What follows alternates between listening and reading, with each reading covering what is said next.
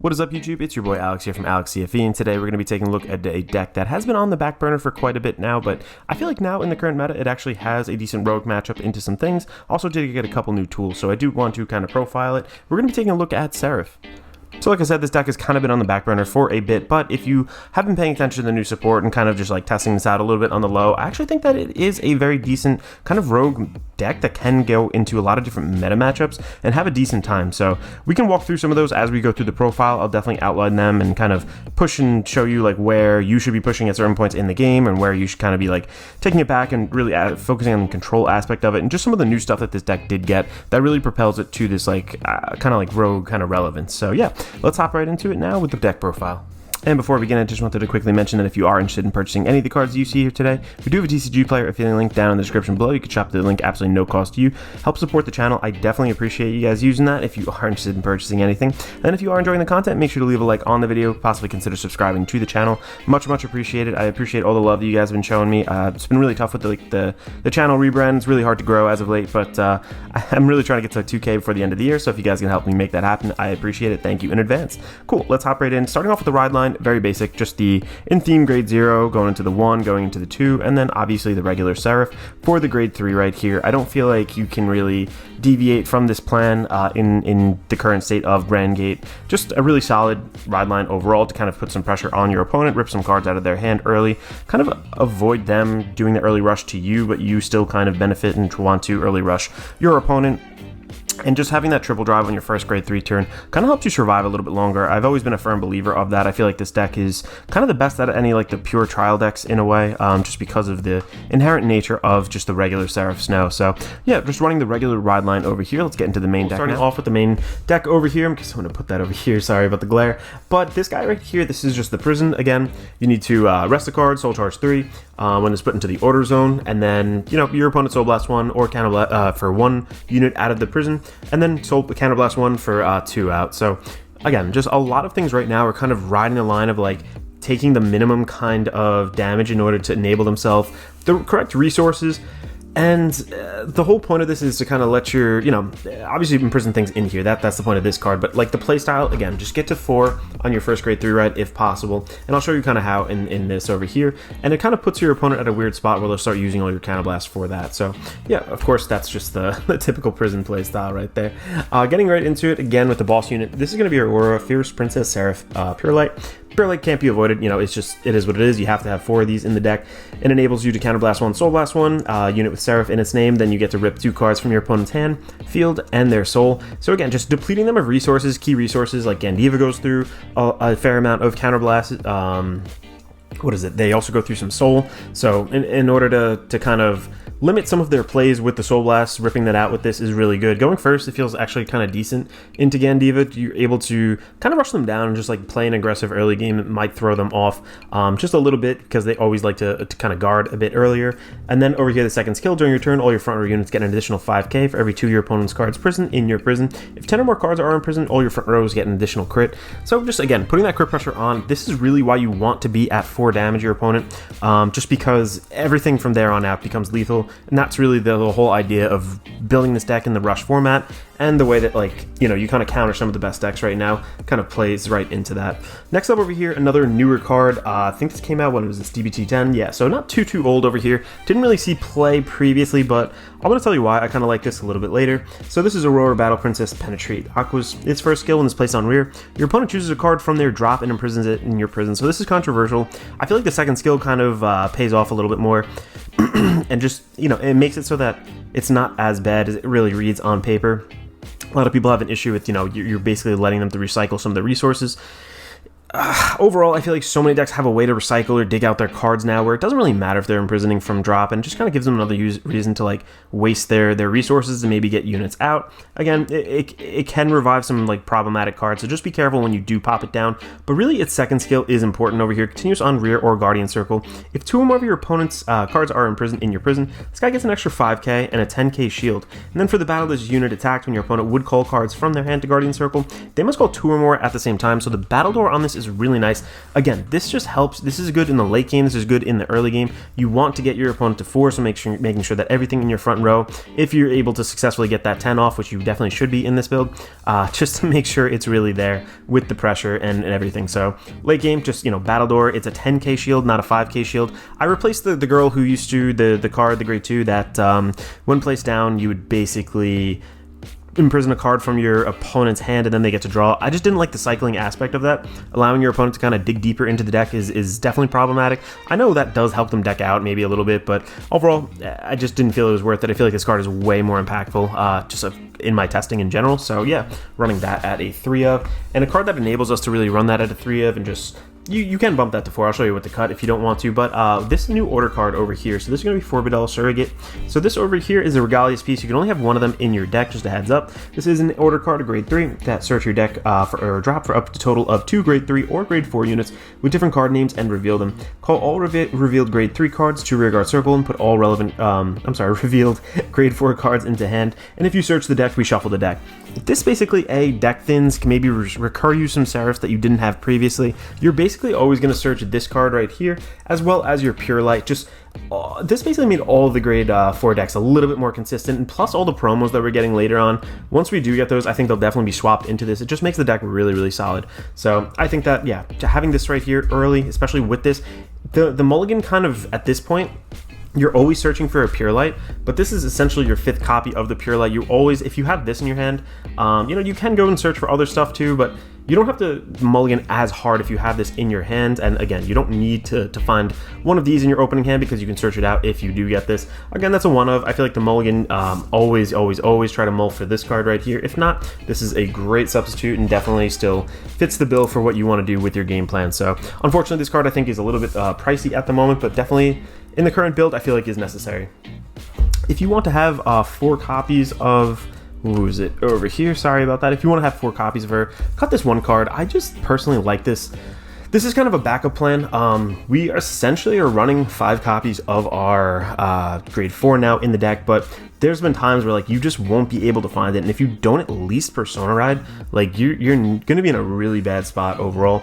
At least with this, when you Persona Ride, you're going to be able to kind of grab an extra card from the Persona Ride itself, buff your just front row in general. You don't make absolute crazy combos without the Purelight, I will say that. So it definitely is nice to just have that little extra boost if you really need to. Plus, its second skill is also on rearguard circle. There's times where like I don't want to necessarily expend, you know, it's just easier to do this. Like sometimes you run out of soul. The counterblasts aren't like too bad in the deck. You really want to use them for your Purelight and one other card. I feel like this is just a good flex card overall. Kind of helps us with like a backup ride target if we really missed the Purelight overall. Next up here, luckily this card did get reprinted a couple times. It's a little bit cheaper than it was on launch. This is going to be 4 of Macrite. So when placed this guy from hand, you get to Soul Blast 1 and your opponent imprisons the top card of their deck in your prison face up. Then if 2 or more of your opponent's cards are imprisoned in your prison, this unit gets 5k until the end of turn. Unfortunately, it's not like a lingering 5k body, so placing this down early game though really isn't bad. It puts your opponent in like a weird spot that like they feel obligated to start using their resources to take stuff out of the prison. Obviously, there's decks that could do it absolutely fine, but a lot of the meta decks right now, I feel like they're not converting their resources efficiently to go into this deck. Like Messiah, for example, every Soul Blast that they take a unit out, that's another card out of their hand, and like you're trying to close out on your first grade 4 ride. I mean, that's really the name of the game. This really kind of helps you do that, make them expend their resources, make them kind of get you know, less draw, things of that nature. It's just a really solid card still, and yeah, still running at that 4 of. Next up here too, a weird card that kind of puts pressure on in a very like I said, kind of like an odd weird way. This is going to be one of the, actually coming from Festival Collection, I think 2022, Aurora Battle Princess Barrage Litra. You can or Lira, sorry. You can up this if you want. I feel like just without the power gain, I did want to kind of tone it down a little bit, but this is auto on rearguard circle. When your opponent's unit is retired from rearguard or guardian circle during the battle of this attack, prison that retired unit in your prison. So again, attacking into rearguards can make them kind of waste, and just like it could really put you at the 10 threshold that you need mid-battle. This is one of the only cards that could really do that. On top of that too, it just kind of helps you with that strategy of like rush down early. This is a card that you can pop down on the field. If your opponent doesn't guard against this, like always swing with this first. If your opponent doesn't guard with it, okay, they took a damage, getting you closer to your 4 kind of goal. If they did guard with it, boom, another card goes to prison, which is pretty ideal in total. Like, you do want to always be building towards that throughout all stages of the game, in my opinion. And this card definitely does help you kind of do it. It's just like the power gain issue where I don't feel like it doesn't linger like very strong, I guess, on the board. And then lastly over here, actually this shouldn't be lastly, yeah, there's a couple other grade 2s in here. Whoops, just my pile is a little weird, but I'm still running 2 of this Aurora Battle Princess Agar Rouge. So a card that's been around since set 1, but still just very solid overall. If your opponent has 2 or more cards in your prison, basically this gets an extra 5k shield and an extra, 10k shield and a 5k buff. Anything that kind of gives us that buff at this point is pretty decent. You can also snipe some stuff in the front row, just a Soul Blast. So, very simple card. You can intercept, you can put some like pressure on, and make them kind of like maybe use a resource to kind of get this away. And then if they do kind of take it away with like an ability, they're using resources that they otherwise would have used to kind of like go into their prison and get units out. So, still 2 of them are fine for me. I feel like just being bulky is decent. And then one of this over here, in certain matchups, you really actually want to find this. A lot of things where they spam just like general units, or they don't have like a great way to call units from deck or drop or anything like that. Anything that where they have to be calling stuff out of prison, this actually makes a big difference. And in a deck that has so many cards that kind of give it an extra shield or whatever, I feel like this is just a little bit more impactful overall. So, Aurora Battle Princess, Perry Turquoise over here. So, front row, rearguard circle, when your opponent's card in your prison is placed on rearguard circle, that unit gets a minus 5k until the end of turn. And in a game that, 5k guard is super prevalent, triggers are very important. 5k is like really, really big. You can make the difference between like being a 1-card guard compared to like 2 to almost 3 at certain points. And then continues on rearguard circle during your turn. If 2 or more of your opponent's cards are imprisoned in your prison, this guy gets 5k. So just very simple. I feel like for certain matchups, it's good. You want to dig for it a little bit, that's fine. Don't really need it at more. Like, again, it's a very like odd matchup kind of thing in my opinion. And because of that, I just like to add a little spice, a little flavor. And I feel like, when I see it, it's cool. When I don't, like, I don't necessarily need a ton of them. So I feel like I want that option in my deck, maybe just to threaten my opponent. Next up here too, I still love this card. It's hard to kind of cut it down to 1, but when I see it, again, it's like one of those win more cards almost. Really helps facilitate the early rush, so I might try to bump this, but we really need units in this deck, and that's what it comes down to. So this is going to be Moment of Capture, Aurora Battle Princess, 24-hour coverage. So this guy over here plays with the Soul Blast 1. If your opponent's hand has 4 or more cards, which they pretty much always should have, they choose a card from their hand and imprison it in your prison. Then 3 or more you have 3 or more cards in your prison. You basically then get to choose one of your units and give it 5k until the end of turn. So again, don't make crazy kind of columns in this outside of the Purelight turn, but that 5k definitely helps with like a little bit of early rush, especially if you're putting something behind, boosting a unit, attacking. Like, really play with your columns a little bit early. Try to see what the most effective way to kind of attack and like push into your opponent really is, and this just helps you kind of do that with that extra 5k if you were able to successfully get off the early rush. One of these over here, I forgot to swap it back in, but one of these over here should definitely be the oh god, I forgot the name of it. Elementaria Sanctitude, the Order. So 3 of the PGs, 1 of those. Definitely need to swap that back in. Nothing really to say more about that. It's just Overdress. You need the PGs in your deck, especially when decks like this, Gandiva, Messiah, all these like Stride decks kind of coming out. It really makes it difficult. Alright, so next up over here, something that is still very, very prevalent, I think, to this day. This is a great card coming out of set 1. This is Hyperspeed Robo Chevelstud, I think that's how to say it. Act on rearguard circle once per turn, counterblast Soul Blast 1, choose one of your opponent's rearguards and imprison it in your prison. Then if 3 or more of your opponent's cards are imprisoned, you get to draw a card. So again, just makes it super easy because you can actually snipe anywhere on their board, not just the front row.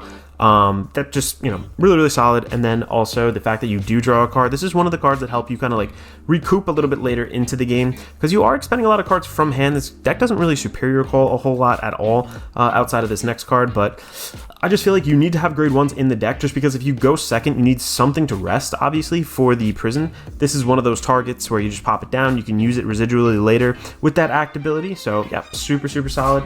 And I feel like we do definitely have like resources. I never have like a resource issue necessarily in this deck.